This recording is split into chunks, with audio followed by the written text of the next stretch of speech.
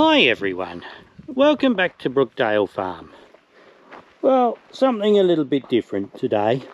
I'm sure you've all seen this sitting in the background of my videos, and probably some of you have wondered about the story behind it and why it's sitting here. This is my 1970 Rover 2000 single carb car. When I was a kid, everybody in the family had one of these. My uncle ran a wrecker's yard, and he would wreck them and restore them. He had members of the Rover Club who were his customers, who he used to do up cars for, and a whole bundle of others. And you could pick these up dirt cheap. And because he wrecked so many of them, there was always a good supply of parts. So when I got my license, there were 21 of these P6s being driven as everyday cars in the extended family. And I think as my various cousins and stuff got their licenses, we got up to about 36 of them. And then gradually, as they got older, we got rid of them, and there were less and less of them around. This was mine, and this was my everyday car. I drove it as an everyday car, farm truck, vehicle for mustering sheep, etc., until it was 50 years old and had done 500,000 miles. By that point, everything in it was worn out. The steering's a bit vague, the engine's well worn, it needs a paint job, and I just never got round to doing it. I bought this when it was about 27 years old, and drove it as pretty much my only car. In between it being 27 and being 50, it's done 2 trips to Sydney, but I was also doing 4,000 kilometres a month down to work and stuff with it for a long time. So anyway, I thought it was time to put a battery in it and just get it going again, take it for a bit of a drive. It got parked here when it was almost out of fuel, and then the battery went flat and I never quite got a chance to come back to it. So I thought today we'd have a quick look over it and see if we can get it going again. If we come inside here, it's full of dust and stuff, unfortunately.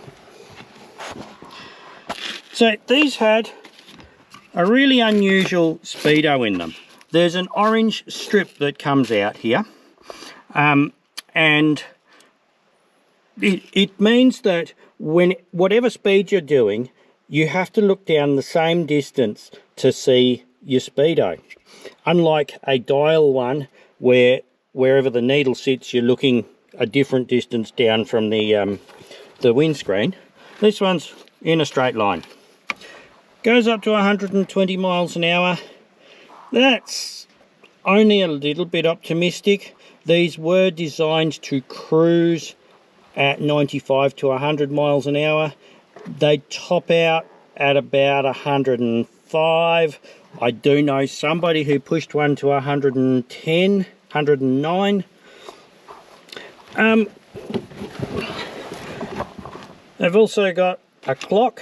This one is a single carb model, but they came out with an optional extra of a tacho. The TCs, the twin carbies, had the tacho as standard.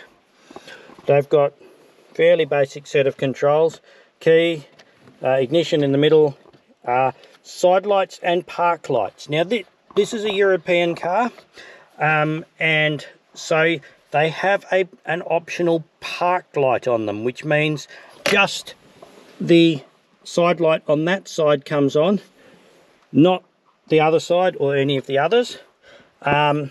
Headlights and fog lights. Windscreen wipers, windscreen washer, interior light, and of course a cigar lighter. That is actually what it is called in the manual, because this was for upmarket people who smoked cigars, not cigarettes. We've got indicators on this side, high and low beam on this side. One of the interesting things about these is because they're a European car and they were built so that you could pretty easily change from left to right hand drive. You can actually change the indicators around so they are always going to be on the outside.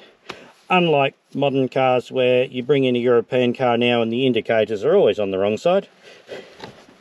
They've got a 4-speed gearbox, and when these were in good condition, this was a lovely tight gearbox. It's a pretty short shift and you can shift it very fast.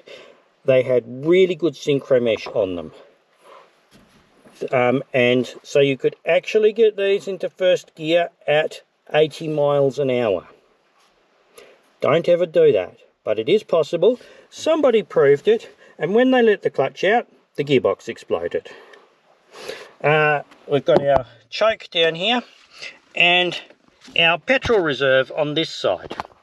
So although they've got a pretty accurate fuel gauge on them, when you ran out of petrol, you'd pull that out and it had enough fuel to give you about another, it was 42 miles that I got out of this one day when I checked it. This particular car is 1970, the first year that British Leyland took them over and started taking things out like soundproofing to cut costs on them. When they came out in late December or late 1963, these cars were pretty revolutionary. They had a high cruising speed, they had good suspension, independent rear suspension, and that's why we all drove them. They had really good suspension which hung on well on gravel roads and across the paddock, and handled pretty well. They also had an awful lot of safety features that were revolutionary for that era. We'll have a look through some of the safety features in a minute. So if we come in and have a look under the bonnet here, this one is the 2-litre model, 2-litre single carburetor model. They also came out with twin carburetors on them and a 3.5-litre V8. The 2-litre models, the engines were relatively indestructible except that they wore very badly. So they had exceptionally good oil rings and exceptionally good valve stem seals, which means that the top end of the cylinder didn't get any lubrication at all and wore quite badly. By 120,000 miles, often you were looking at needing to do a rebore and put oversized pistons in them. So they were a pretty short life engine. This one, of course, has been rebuilt quite a number of times now, and it's got some far more modern valve stem seals in it, which means this particular engine has done over 250,000 miles now, which is not bad going since its last rebuild. There's a reasonably wide engine bay here too. These have got really strange front suspension on them, and we'll have a look at that in a minute.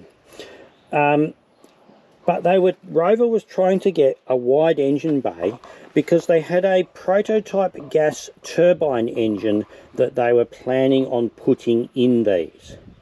The wide engine bay also helped later on when they decided that they wanted to try and put the V8 in here as well. So they went through a couple of different engine ideas. This one also has been fitted with LP gas. I've taken some of the manifold off because it was a long time ago that it ran out of gas, and I've been running it on petrol since then, as gas is getting really hard to get here in Western Australia now. And I see that the rats have been in here and chewing on the radiator hoses, so we're going to have to try and fix that before we can start it up.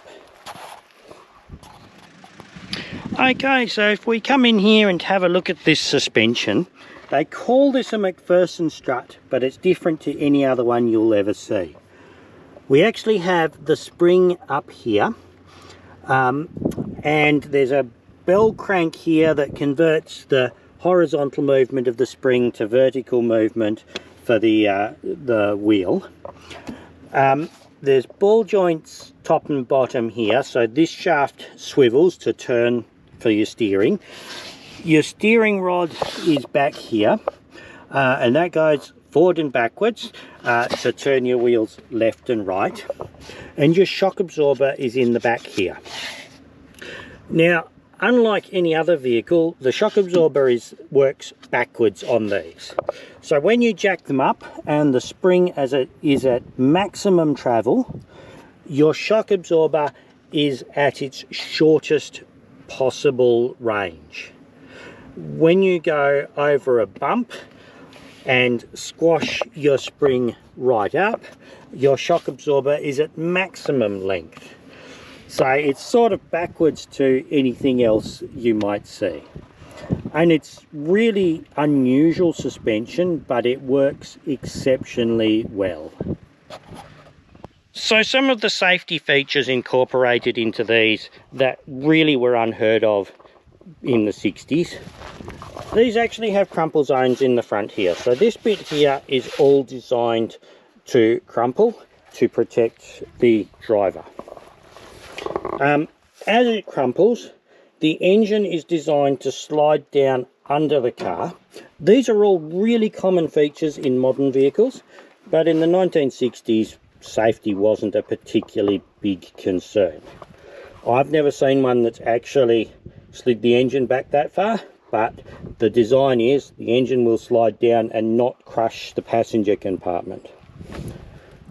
They put the steering box right up the back here, so there is only a really short shaft between here and the steering wheel with universal joints in there.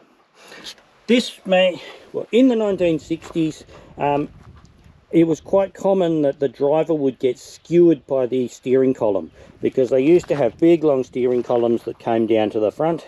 When you squashed the front in, the steering column would go back and skewer the driver, which wasn't ideal.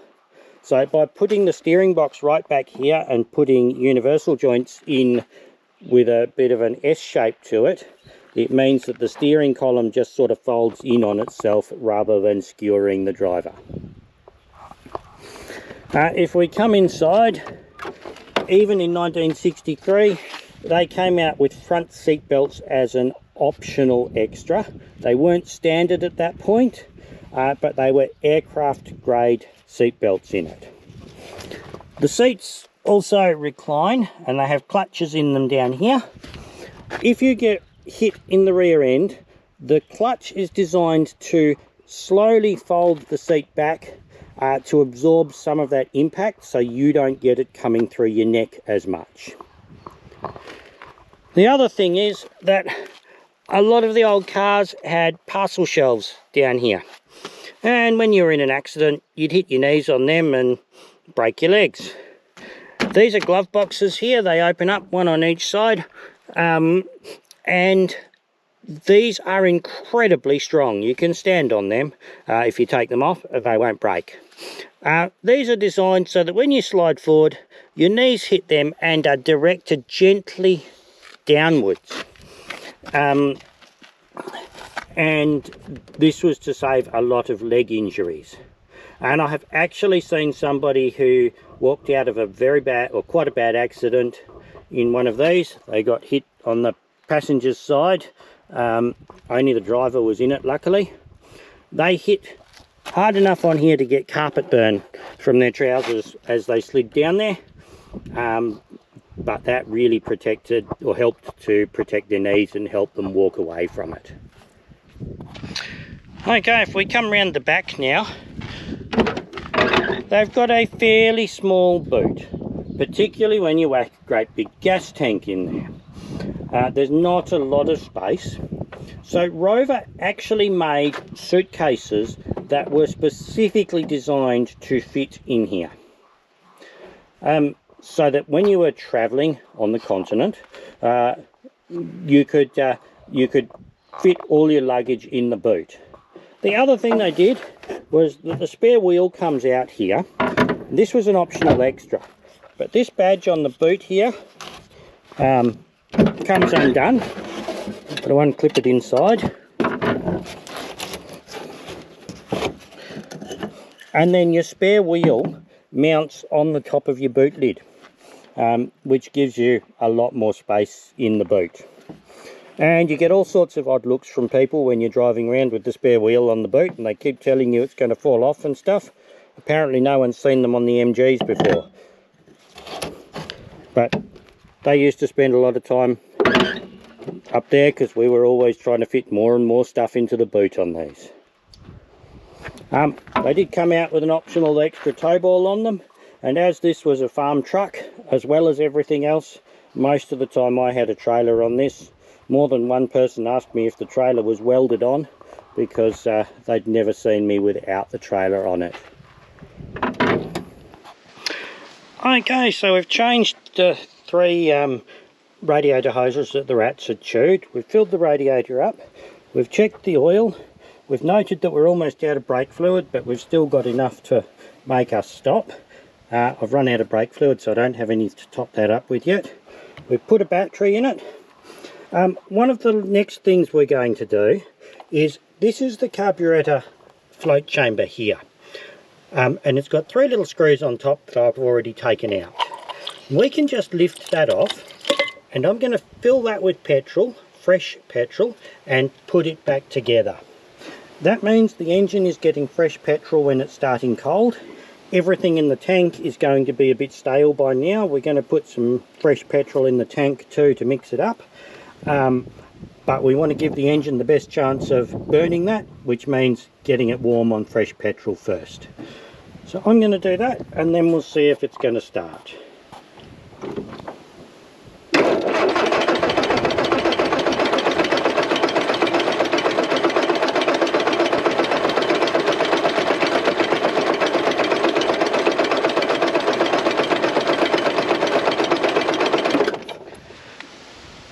Okay, so we've got a little bit of a problem. We open the glove box here and look up in here. We've got a whole bundle of wires in here that the rats have eaten, including this big bundle here, which is supposed to go down through this hole here. They've eaten the copper and everything on that one. One of the important ones though is this green one here, which provides power to the coil. And I notice this one's bare and sparking a bit too, so we're going to just have to be careful with that one. So we're going to have to just mess around and disconnect the immobilizer on here so that we can get power to the coil again.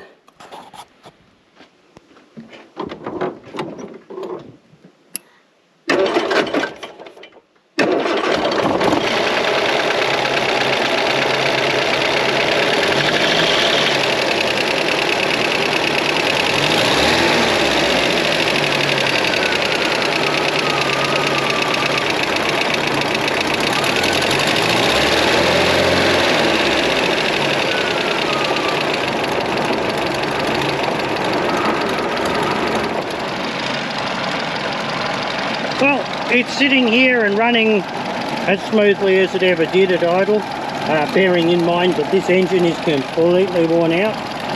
So I guess the next thing is to take it for a bit of a drive.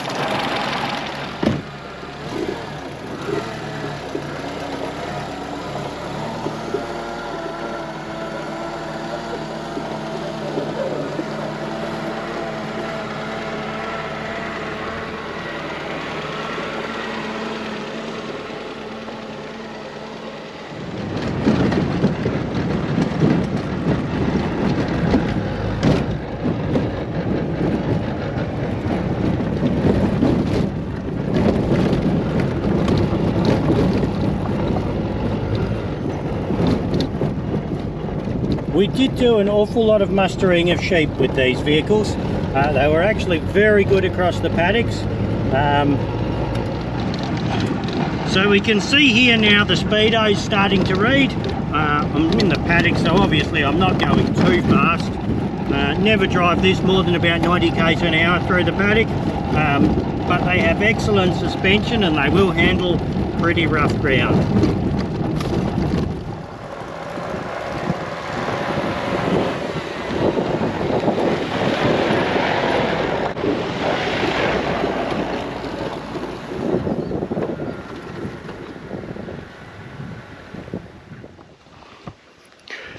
Well, in their day, these really were lovely cars, and I enjoyed driving this one for many years, until it was very badly worn out. I do have half a set of panels rubbed back ready to paint for it, and another engine, really good used engine to go in it.